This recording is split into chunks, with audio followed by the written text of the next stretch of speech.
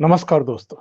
जी, पिछले उनका पहले होता है। 28 दिन से जो दिल्ली में आंदोलन चल रहा है, इसके अलग-अलग जो आयाम हैं, जो एस्पेक्ट्स हैं, उन पर हम चर्चा करते रहे हैं अलग-अलग वीडियो में। आज मेरे साथ एक ऐसे अर्थशास्त्री जुड़े हुए हैं जिनको भारतीय इकोनॉमी की समझ है, कृषि क्षेत्र की समझ है, जो बहुत अच्छे लेखक हैं, पत्रकार हैं, दिल्ली यूनिवर्सिटी में प्रोफेसर हैं। आइए उनको जोड़ लेते हैं और उनका स्वागत करते हैं। डॉक्टर आलोक पुराणिक। जी, ओंकार भाई आलोक नमस्कार। आलोक जी, आपका बहुत स्वागत है, बहुत अभिनंदन ओंकार भाई है। नमस्कार। 28 दिन से ये लोग दिल्ली में बैठे हैं। क्यों बैठे हैं? क्या कोई कारण आपकी समझ में आया है आलोक भाई अभी तक? ओंकार भाई मुझे ऐसा लगता है जैसे बातचीत करने में रुचि है ही नहीं। जैसे होता है कि आप आमने सामने बैठे हैं, अगर आप आके ये कहें सीधा कि ये कानून रद्द कर दिए जाएं और फिर आप कहें कि हमारी बात मान ली जाए, सरकार ये कह रही है कि हमारी बात आमने सामने बैठ के बात करें, जो आपत्तिजनक मसले हैं उस पर बात करें। आप आउटराइट ये कह दें कि नहीं साहब ये रिजेक्ट ही होने चाहिए और फिर बातचीत होनी चाहिए। मुझे लगता है ये संवाद की मंशा नहीं है। ये जो मुझे प्रतीत हो रहा है वो संवाद की मंशा नहीं है। एक आप ये लेके आ गए हैं कि हम यही हमको चाहिए और इससे कम कुछ नहीं चाहिए, बल्कि धीमे धीमे वो मांगे बढ़ती जा रही हैं और वो एक असंभव किस्म की मांगे उसमें शामिल हो रही हैं और जिसको पूरा कर पाना मुझे नहीं लगता किसी भी सरकार के हाथ में है। और मुझे ऐसा प्रतीत होता है कि ये किसान संभावना नहीं तलाश रहे किसी समझौते की। वो टकराव टकराव टकराव वो कुछ प्रतीत होता है। तो मुझे ये कोई आंदोलन किसानों की और पूरे देश के किसानों की बात करता हुआ प्रतीत नहीं होता। ये किसानों के समूह के जिसके अपने हित हैं, जिसके अपने कुछ इंटरेस्ट हैं और हठ धर्मता से कि हमारी ही बात मानी जाए। तो मुझे तो ये आंदोलन अब धीमे धीमे लग रहा है कि ये बातचीत के लिए आया ही नहीं है। इसकी टकराव के अलावा, और टकराव हो और कुछ इस तरह की स्थितियां बिगड़े और फिर चीजें और हाथ से बाहर जाएं, उस तरह क्या मुझे इस आंदोलन की नेताओं की आकांक्षाएं दिखाई पड़ती हैं मोटे तौर पे। मूल बात और अंकर भाई सारी जी, इकोनॉमी में ये है, एग्रीकल्चर इकोनॉमी हो या कोई भी हो, कि जो प्याज में 50 रुपए किलो खरीदता हूँ उसमें किसान भाई को कितना मिलता है? किसान भाई को मिलता है 50 पैसे। उसमें से 49 रुपए 50 पैसे कहाँ जाते हैं? गणित इस बात का है। आशीर्वाद ब्रांड आटा बनाने वाली कंपनी का नाम है आईटीसी। आईटीसी आटा बेचती है मुझको और आपको। उसमें से गेहूं वाले को कितना मिलता है? मूल सवाल ये है। तो सवाल ये है कि 50 रुपए में से किसान को कितना मिले। अमूल गुजरात में दूध खरीदती है। अगर मैं 70 रुपए अमूल को देता हूँ तो 70 में से 50 रुपए वहां के लोकल किसान को, डेयरी वाले को जाते हैं। उसके मजे आते हैं। अब ये 70 में से उसको 70 पैसे मिलेंगे तो उसके मजे नहीं आएंगे। मूल मसला ये है कि बीच की जो वैल्यू चेन है, बीच की चेन वाले कितना कितना पैसा खा रहे हैं, इस बात पे पड़ताल की जरूरत है। और एक बड़ा अच्छा लेख कल छपा है, महर्षि साहब रिटायर्ड कंट्रोलर ऑडिटर जनरल हैं एक्सप्रेस में। बड़ा अच्छा उन्होंने लिखा है, हिज ट्रेडर्स वॉइस। तो उन्होंने लिखा है कि ये ऐसा ऐतिहासिक आंदोलन है कि जहां किसान अपने हितों की बात नहीं कर रहे हैं, अपने जो ट्रेडर हैं उनके हितों की बात कर रहे हैं। उनके हितों में दो हित और जुड़े हुए हैं जिसके बारे में बात आजकल बिल्कुल नहीं हो रही। अगर ये किसान पंजाब के जो आड़तीय हैं इतने किसानों के हित रक्षक हैं, तो आड़तीय किसानों को फाइनेंस भी करते हैं, कर्ज भी देते हैं और बड़ी मोटी रेट पे कर्ज देते हैं। आड़तीय सारा अगर किसानों का कर्ज माफ कर दें तो किसानों को बहुत राहत मिल जाएगी। लेकिन वो कर्ज माफी की बात नहीं है। किसान दरअसल उनके बंधक सप्लायर भी है कि हमारी मंडी में आके बेचो, और बंधक कर्जदार भी है। और कॉमर्स का विद्यार्थी होने के नाते मैं आपको बताऊं कि माल बेचने से ज्यादा कमाई आजकल फाइनेंसिंग के धंधे में है। तो जो ये मारधाड़ है कि मंडी के बाहर अगर किसान बेच गया और किसान हमसे कर्ज लेने नहीं आया, तो किसान से हम दो तरह की जो इनकम करते हैं, एक तो डंडी मारते हैं उसके माल खरीदने में, दूसरा कर्ज में उसको हम इंटरेस्ट देते हैं। उसका क्या होगा? तो ये चिंता दरअसल सिर्फ किसान के हित की चिंता नहीं है, ये चिंता उस मिडिल मैन के हित की चिंता भी है, जो इस बात पे चिंतित है कि यार हमारा तो भी एक मोनोपोली है कि वही किसान हमसे माल लेगा, वही हमसे कर्ज लेगा, वही हमको ब्याज देगा, और इस मंडी के बाहर कहीं जा नहीं सकता। तो ये जो मुझे लग रहा है कि और पूरे भारत में यूनिक मॉडल है पंजाब का, तो ये पंजाब के किसानों की आड़ लेके जो वहां के फाइनेंसर है, जो वहां के मिडिलमैन है, वो अपना हित साधना चाहते हैं। किसान को चूंकि एक एग्जिस्टिंग सेटअप बन गया है, उसके साथ उसका रिश्ता हो गया है, तो किसान तो इसमें सिर्फ इस्तेमाल हो रहा है। मुझे नहीं लगता कि आंदोलन मूलतः किसी किसान के हित का आंदोलन है। अभी पिछले दिनों आलोक भाई वहां पर कुछ बड़े आड़तियों और आड़तिया एसोसिएशंस के पदाधिकारियों के यहाँ इनकम टैक्स के छापे पड़े हैं। और मुझे बड़ा ताज्जुब हुआ जब पंजाब के मुख्यमंत्री अमरिंदर सिंह का बयान मैंने पढ़ा। उन्होंने कहा जी आड़तियों के यहाँ इनकम टैक्स के छापे डलवा करके किसान आंदोलन को कमजोर करने की साजिशें रची जा रही हैं और ये बदले की कार्रवाई है। हरसिमरत कौर जो कुछ दिन पहले तक मोदी के मंत्रिमंडल में थी, वो कह रही है हमारे आड़ती भाइयों के यहाँ छापे पड़े हैं। आड़ती उनके भाई हो गए, आड़ती के यहाँ छापे पड़ते हैं तो किसान आंदोलन कमजोर कैसे होता है? आड़तियों के यहाँ इनकम टैक्स कोई रेड करता है तो ये बदले की कार्रवाई कैसे हुई? क्या डायरेक्ट इनडायरेक्ट वे में मुख्यमंत्री ये कहना चाहते हैं कि ये किसानों का नहीं, आड़तियों का आंदोलन चल रहा है? देखिए, जो आप बात कह रहे हैं, इस बात को लगातार कई स्तरों पे कहा जाता रहा है कि इसमें आड़तियों ने अपने हितों के संरक्षण और संवर्धन के लिए किसानों को आगे किया हुआ है। और पंजाब सरकार का उसमें योगदान ये है कि मंडी शुल्क का बड़ा हिस्सा पंजाब सरकार के पास जाता है। तो एक इनकम के सोर्स के तौर पे, यानी मोनोपोली इनकम के सोर्स के तौर पे, जहां कुछ नहीं करना है, आपको एक अमाउंट आ जाना है, तो अगर मंडी अच्छी सर्विस देगी तो मंडी को छोड़ कोई क्यों जाएगा? किसान, क्या आप इतना बेवकूफ समझते हैं कि मंडी के बाहर अगर कोई मंडी से कम, मंडी से अच्छी कंडीशंस में उनको गेहूं के रेट मिल रहे हैं, तो किसान मंडी में आके क्यों नहीं बेचेगा? अगर सोचने की बात यह है कि ऐसा क्या है कि मंडी के बाहर बिकने की संभावना मात्र से आड़ती इतने परेशान क्यों हो रहे हैं कि अगर मेरे काम में दम है, मैं रेट ठीक दे रहा हूं, तो मेरे पास आना चाहिए। मैं मोनोपोली क्यों चाहता हूँ? मतलब ये कुछ इस तरह की बात हो गई कि बाजार में सिर्फ और सिर्फ मेरी दुकान रहे, किसी और की दुकान ना रहे। ये मुझे लगता है कि एक ये है कि अब तक जैसे हमारे नियत स्वार्थों का संवर्धन होता रहा है, वो कहीं टूट जाएगा तो उनको कंपटीशन करना पड़ेगा, उनके फाइनेंसिंग में कहीं दिक्कत आएगी। तो वो मुझे लगता है कि पंजाब में पॉलिटिकल इंटरेस्ट, आड़तिया इंटरेस्ट और किसान इंटरेस्ट इस तरह से मिला जुला के दिखा दिए गए हैं कि किसानों को अपना हित संवर्धन करने में समझ में नहीं आ रहा कि हमारे हित हैं कहाँ। और ये इसलिए मुझे लगता है कि अभी धीमे धीमे आप पाएंगे कि ये किसानों का तो कम और नेताओं का अधिक, वेस्ट बंगाल से कोई आएगा, कोई महाराष्ट्र से आएगा, कोई केरल से आएगा, कोई डीएमके से आएगा, और धीमे धीमे पूरा मंच टेक ओवर हो जाएगा पॉलिटिशियंस द्वारा। किसानों के इंटरेस्ट क्या है, किसानों का हित क्या है, मुझे नहीं लगता कि अब वहां बचे। मैंने गुजरात का किसान कोई मूवमेंट करते हुए नहीं देखा। अगर उसे पता लग गया भाई 100 में 70 रुपए मुझे मुझे मिलने हैं, तो व्यवस्था वो की जाए जब 100 में 70 रुपए किसान को मिले।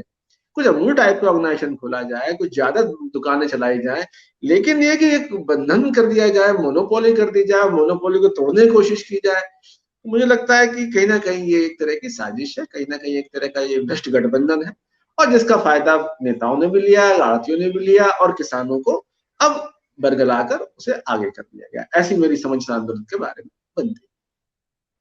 किसानों की जो आम छवि हमारे आपके लोगों के दिमाग में है, वो ये है कि गरीब है, वंचित है, साधनहीन है, कर्ज में डूबा हुआ है। लेकिन यहाँ जो आंदोलन करने के लिए आए हैं, उनके पास आलीशान ट्रैक्टर्स हैं, शानदार ट्रॉली हैं, बहुत बड़ी बड़ी गाड़ियां हैं जो 20-20, 22-22 लाख की, 25-25 लाख की गाड़ियां हैं जिनमें वो सवार होकर के आए हैं। जो खाने पीने का इंतजाम है, बर्फी से लेके काजू बादाम, तमाम भर भर के ट्रक पंजाब से आ रहे हैं उनके लिए। जो रोटियां सेकी जा रही हैं वो अत्याधुनिक मशीनों से 1 मिनट में पता नहीं कितनी रोटियां निकल पड़ती हैं उसमें से।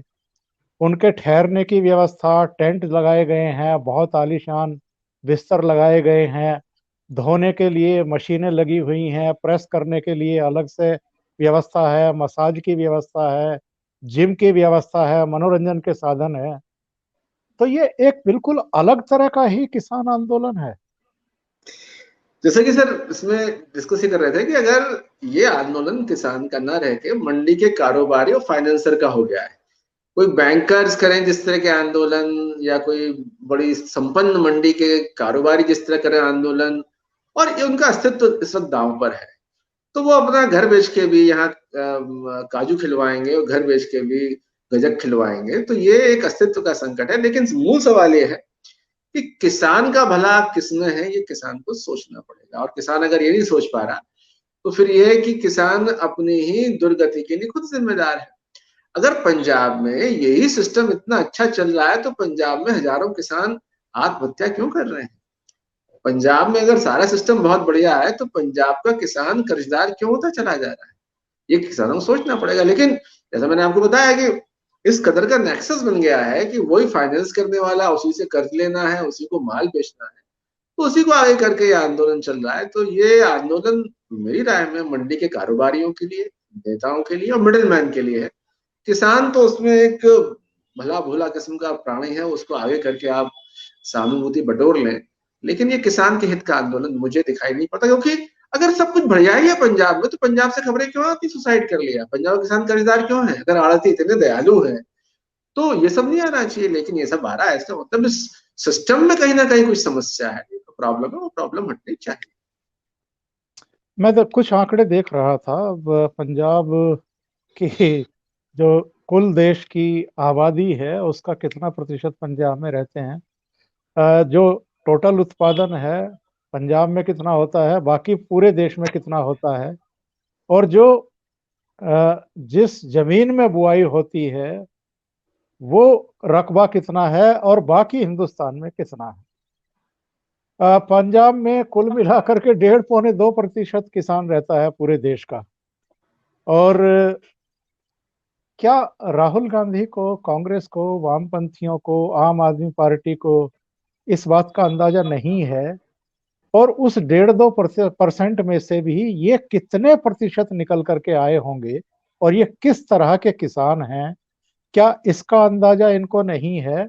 जो ये 91% जो अदर फार्मर्स हैं इंडिया के, उनकी नाराजगी मोल ले रहे हैं। क्योंकि जो 3 कृषि कानून बने हैं, आलोक भाई आप भी पहले बता चुके हैं, अलग अलग विशेषज्ञों से मेरी बातें हो रही हैं बीच बीच में, उनका भी यही कहना है कि भाई ये तो मार्केट ओपन किया जा रहा है एक तरीके से, एक समानांतर व्यवस्था उनको दी जा रही है। अगर अगर मंडियों के चंगुल से आप निकलना चाहते हैं, अगर कहीं आपको मुनाफा मिल रहा है, तो वहां आप अपनी उपज बेच सकते हैं।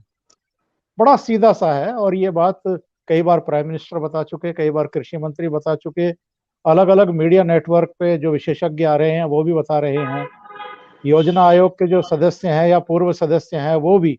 और ये लोग भी इन चीजों का अतीत में समर्थन कर चुके हैं। 2019 के घोषणा पत्र में कांग्रेस ने भी ये वायदे किए थे जो मोदी सरकार ने पूरे किए हैं। तो क्यों पॉलिटिक्स कर रहे हैं आलोक भाई, और पूरे देश के किसानों को नाराज करने पर क्यों तुले हुए हैं?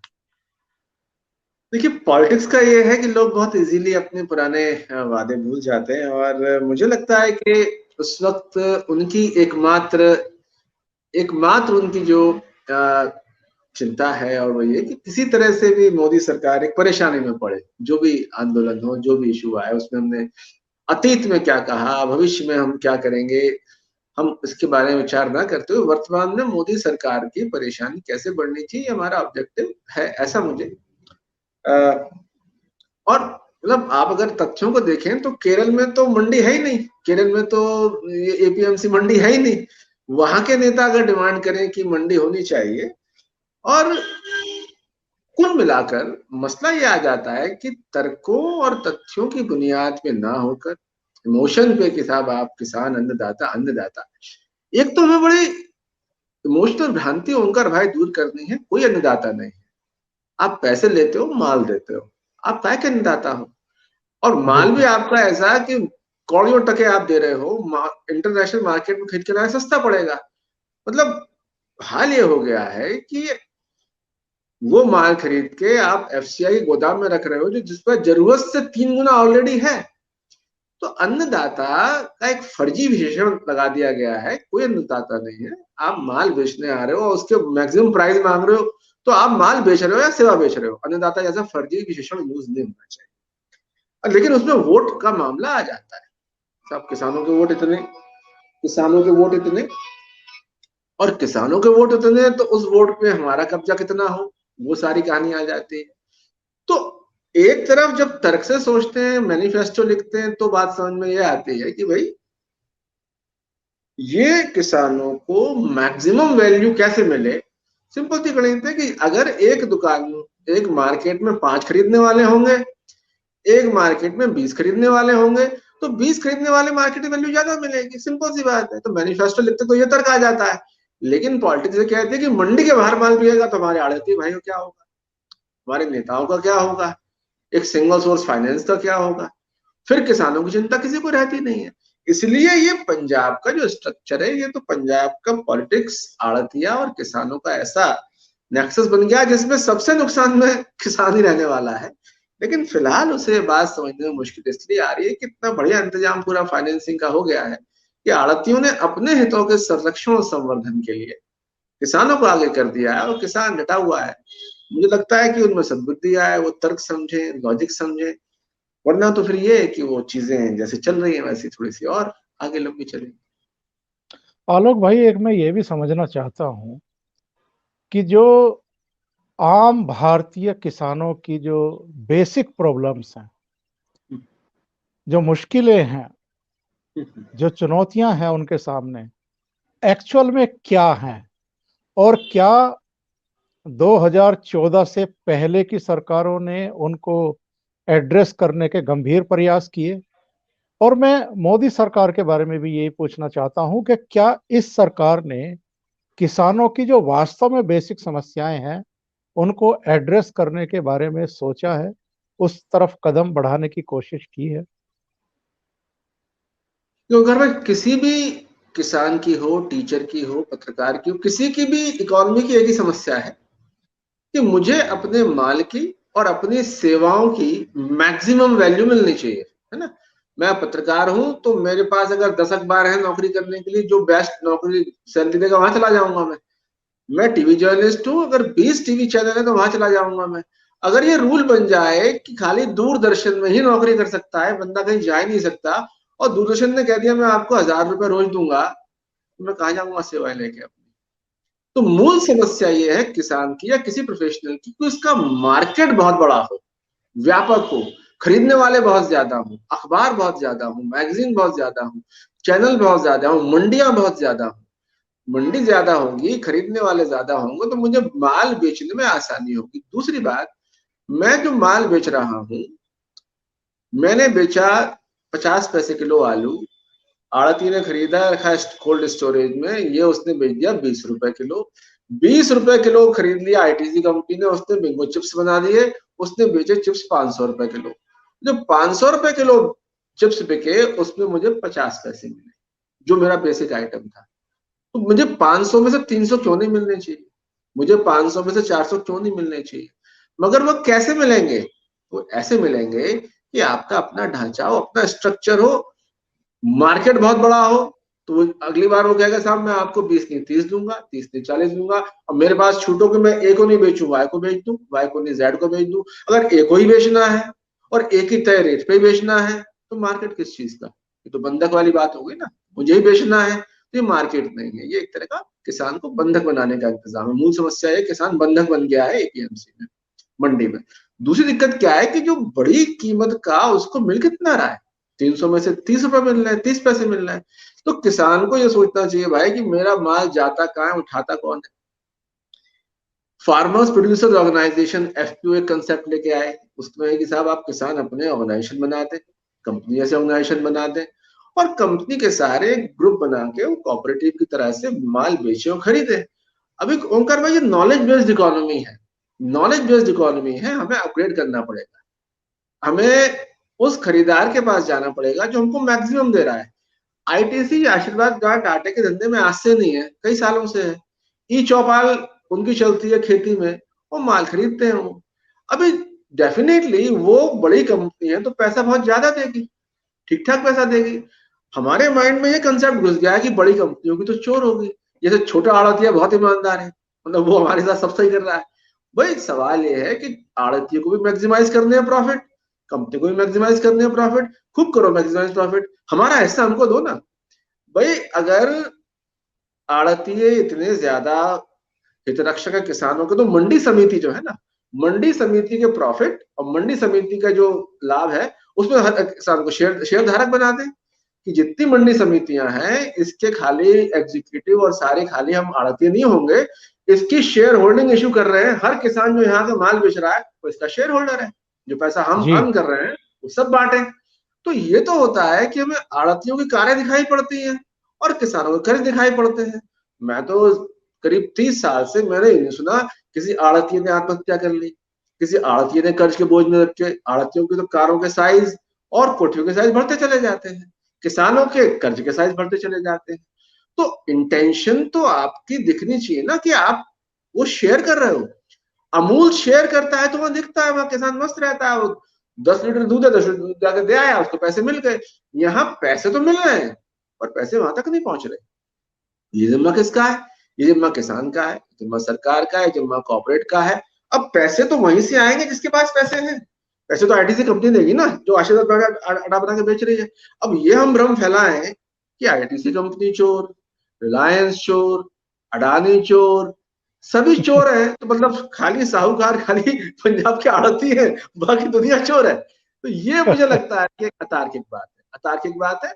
मेरा मानना यह है कि अगर किसान के गेहूं की वैल्यू आड़तिया दे रहा है तो आड़तिया को मिलना चाहिए, कोई रिलायंस रिश्तेदारी नहीं है। अगर रिलायंस दे रहा है तो रिलायंस को मिलना चाहिए, आईटीसी दे रहा है तो आईटीसी को मिलना चाहिए।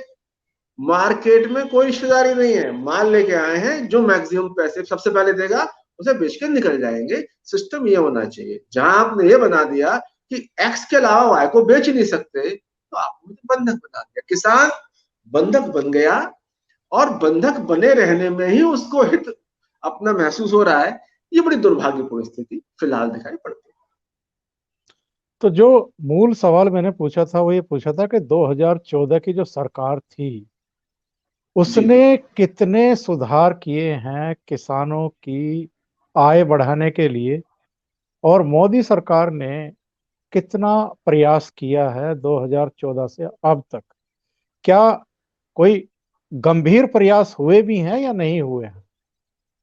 देखिए इसी बजट में जो 2020 में लाया गया था, इसमें फार्मर्स प्रोड्यूसर्स ऑर्गेनाइजेशन को लेकर बड़ी गंभीर बातें कही गई थी, मछली पालन को लेकर बड़ी गंभीर बातें कही गई थी, और सबसे इंपॉर्टेंट सुधार जो डायरेक्ट है कि 6,000 रुपए साल हर किसान के खाते में पहुंच रहा है। ये छोटा सुधार नहीं है, मतलब छोटा सुधार इसलिए नहीं है कि किसानों की योजना दिल्ली में तो घोषित हो जाती है, जमीन तक पहुंचते पहुंचते वो कितनी जमीन पे आएगी ये मुश्किल होता है, लेकिन ये 6,000 किसान के खाते में पहुंच रहे हैं।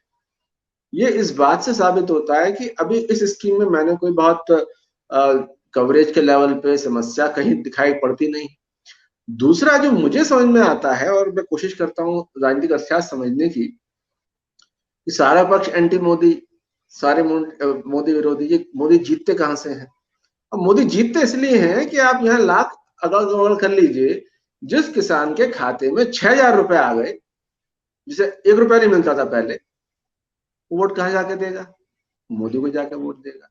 अभी बिल्कुल। आइडियोलॉजिकल बात नहीं हो रही है, गिन के 6,000 मेरे खाते में आ गए और 3 साल से आ गए 18,000 रुपए आ गए। तो ये जो 6,000 साल का सुधार, मेरा मानना है बहुत महत्वपूर्ण सुधार है, और जो इस देश के छोटे किसान के लिए कोई छोटी रकम नहीं है 6,000 रुपए। तो ये एक गंभीरता से प्रयास मुझे लगता है मोदी सरकार ने किया। एक प्रयास जो अभी जमीन पे रिजल्ट उसके आने बाकी है, इनाम इलेक्ट्रॉनिक मार्केट डेवलप करने की कोशिश की गई थी, उसकी कामयाबी भी इस तरह से नहीं मिली है, लेकिन वो प्रयास है। मुझे लगता है प्रयास अब ये करना है कि किसानों में जागरूकता और ज्ञान का स्तर फैलाया जाना बहुत जरूरी है, यानी किसान को ये समझ में आए कि उसका अपना हित क्या है।